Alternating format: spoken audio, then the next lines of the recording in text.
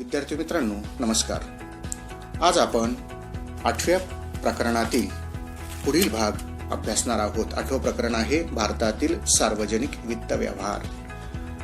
मागच्या व्हिडिओमध्ये आपण सार्वजनिक वित्त व्यवहार म्हणजे काय, त्याचबरोबर सार्वजनिक वित्त व्यवहाराच्या व्याख्या आणि सरकारची म्हणजे शासनाची कामे, त्याचबरोबर सार्वजनिक वित्त व्यवहार आणि खाजगी वित्त व्यवहार यातील फरक अभ्यासलेला आहे। आज आपण सार्वजनिक खर्च म्हणजे सरकारला सार्वजनिक खर्च कसा करावा लागतो, कोणत्या कोणत्या प्रकारचा करावा लागतो त्याबाबतची सुरुवातीला आपण चर्चा करूया।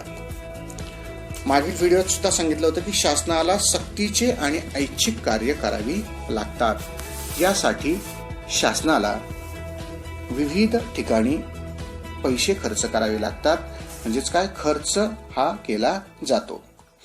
सार्वजनिक खर्च हा केंद्र शासन आणि राज्य शासन त्याचबरोबर स्थानिक स्वराज्य संस्था यांनी नागरिकांचे संरक्षण, त्यांच्या सामूहिक गरजांची पूर्तता करणे यासाठी हा सार्वजनिक खर्च केला जातो।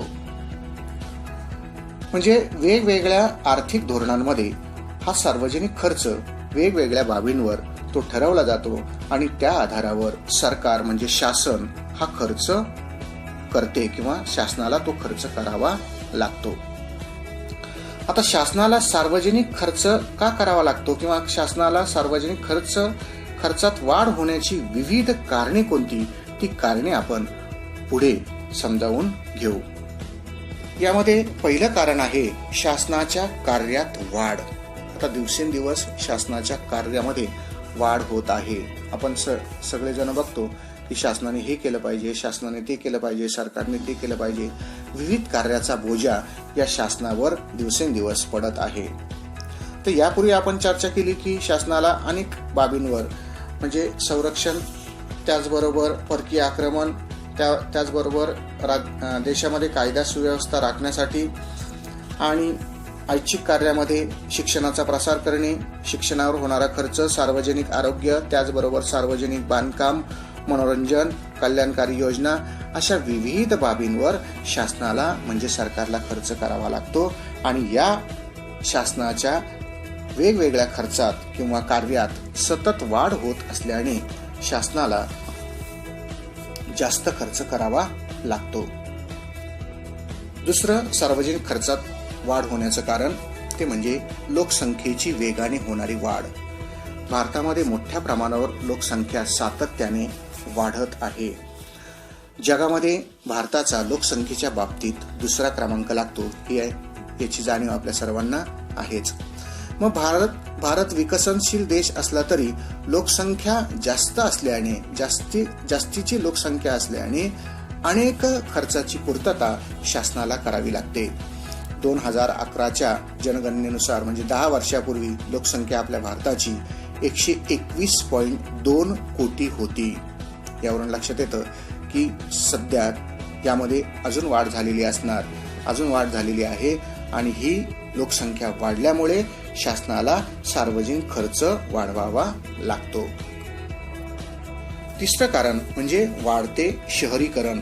तर शहरीकरण वाढले म्हणजे त्यामुळे काय होतं, वीज पुरवठा वाढवला जातो किंवा वाढवावा लागतो, रस्त्यांची बांधणी करावी लागते, ऊर्जा निर्मिती करावी लागते, शाळा महाविद्यालय यांची स्थापना करावी लागते, तसंच सार्वजनिक वाहतूक व्यवस्था, त्याचबरोबर स्वच्छता इत्यादी अनेक प्रकारची कामे ही वाढतात किंवा वाढली जातात आणि यामुळे शासनाला खर्च वाढवावा लागतो। त्यानंतर चौथं कारण आहे संरक्षण खर्चात वाढ। तर आधुनिक काळामध्ये अस्थिर आणि असमंजस राष्ट्रीय संबंधामुळे युद्ध नसतानाही संरक्षण खर्चामध्ये वाढ करावी लागते। आता सध्या चायना सीमेवर अनेक उद्योग करत असल्याने आपल्याला तसा तो शासनाला संरक्षणासाठी खर्च वाढवावाच लागतो। पाचवं कारण म्हणजे लोकशाही शासन पद्धतीचा प्रसार। जगातील बहुसंख्य देशामध्ये लोकशाही शासन पद्धती आहे। बऱ्याच देशामध्ये लोकशाहीचंच शासन दिसतं। नियमित निवडणुका व इतर बाबींमुळे लोकशाही शासन पद्धतीत अनेक खर्च वाढ होते आणि त्यामुळे एकूणच शासनाला जास्तीचा खर्च करावा लागतो. थोडक्यात सांगायचं ठरलं तर निवडणुकीला सुद्धा मोठ्या प्रमाणावर खर्च करावा लागतो. 6वं कारण म्हणजे भाववाढ. एखाद्या खाजगी व्यक्तीप्रमाणेच भाववाढीचा फटका हा शासनालाही बसतो. म्हणजे अनेक वस्तूंच्या किमती जर वाढल्या तर शासनाला त्या वस्तू म्हणजे समाज हितासाठी वापरल्या जाणाऱ्या वस्तू या विकत घ्याव्या लागत असल्याने शासनाचा खर्च सुद्धा वाढतो. तर दिवसेंदिवस अनेक वस्तूंच्या किमती वाढल्याने शासनालाही एका व्यक्तीप्रमाणे जास्त बोजा त्या शासनावर पडतो, जास्त खर्च करावा लागतो. यानंतर 7वं कारण म्हणजे औद्योगिक विकास. आता शासनाच्या सार्वजनिक खर्चात वाढ होण्यासाठी औद्योगिक विकास हा मुद्दा सुद्धा महत्त्वपूर्ण ठरतो. कारण औद्योगिक विकासामुळे अर्थव्यवस्थेमध्ये उत्पादन वाढ, रोजगार वाढ व एकूण आर्थिक वृद्धी घडून येते. आणि यासाठी औद्योगिक विकासासाठी शासन मोठ्या प्रमाणावर प्रयत्नशील असते आणि औद्योगिक विकासासाठी बऱ्याच प्रमाणावर बऱ्याच योजनांवर शासनाला खर्च करावा लागतो. आणि यामुळे या औद्योगिक विकासाच्या कारणामुळे शासनाचा नेहमीच खर्च वाढत असतो. यानंतर शेवटचं कारण आपत्ती व्यवस्थापन. तर शासनाला आपत्ती व्यवस्थापन या कारणासाठी सुद्धा खर्च करावा लागतो.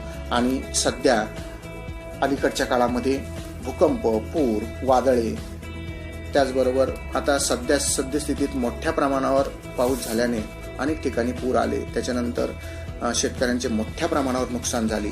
यासाठी ह्या नैसर्गिक आपत्तीसाठी शासनाला वेळोवेळी अनेक प्रकारे खर्च करावा लागतो.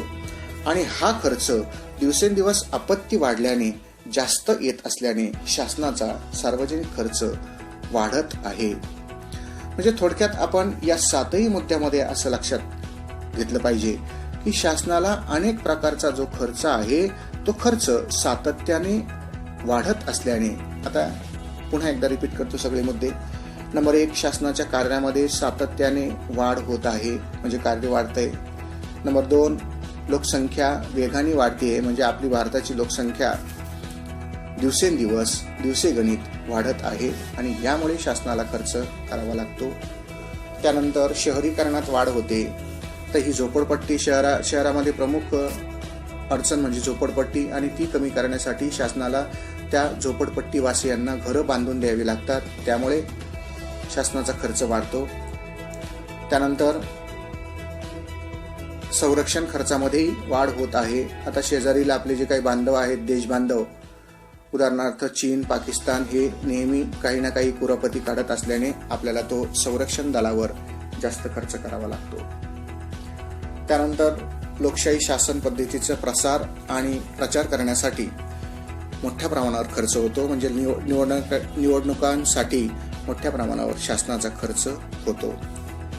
त्याचबरोबर भाववाढ होण्यासाठी किंवा भाववाढ झाली आहे, ज्याप्रमाणे एखाद्या व्यक्तीला त्या भाववाढीचा फटका बसतो, अगदी त्याचप्रमाणे शासनाला सुद्धा हा भाववाढीचा फटका बसलेला आहे.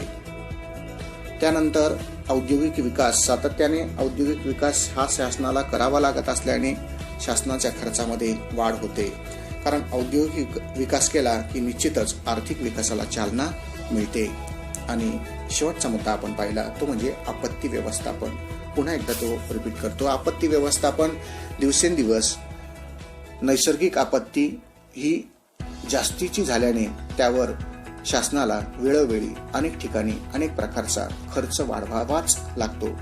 आता शासनाला खर्च वाढवावा लागतो म्हणजेच आपत्ती व्यवस्थापनावर होणारा खर्च हा अधिकचा झाल्याने एकूणच शासनाच्या म्हणजेच सार्वजनिक खर्चामध्ये वाढ झालेली आहे. इत्यादी 8 मुद्दे आपण ह्या शासनाच्या खर्चात होणाऱ्या वाढीची सांगितलेली आहे. धन्यवाद.